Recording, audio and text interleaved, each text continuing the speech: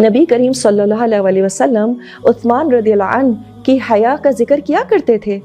और जी हाँ, हया का ताल्लुक बिल्कुल आपके ड्रेस कोड से भी है।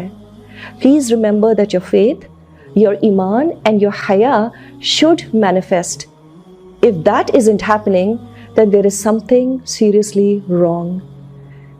If there is haya inside, it will show on the outside. तो अगर आपका हाल हुलिया मुसलमानों वाला नहीं है तो ये हया की शदीद कमी का इजहार है। A very serious lack of haya. And there is no other words to explain this. It may sound very direct, but that is how it is. Haya in the inside will manifest itself on the outside. It's not possible that it doesn't. अच्छा, क्या हमें अपना ईमान का level Ramzan में बेहतर महसूस हो रहा है? What is the reason for the sudden boost in ईमान?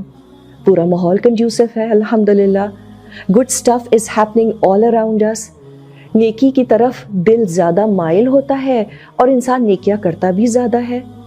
तो हमारे आमाल हमें ज़रूर बताते हैं कि दिल में ईमान बढ़ रहा है कि नहीं। So it's not possible that you are doing whatever you please and flouting Allah's commands and yet you claim to have great deal of ईमान। और अल्लाह से हया तो दीन की बुनियाद है। The first entity that requires haya is Allah subhanahu wa ta'ala.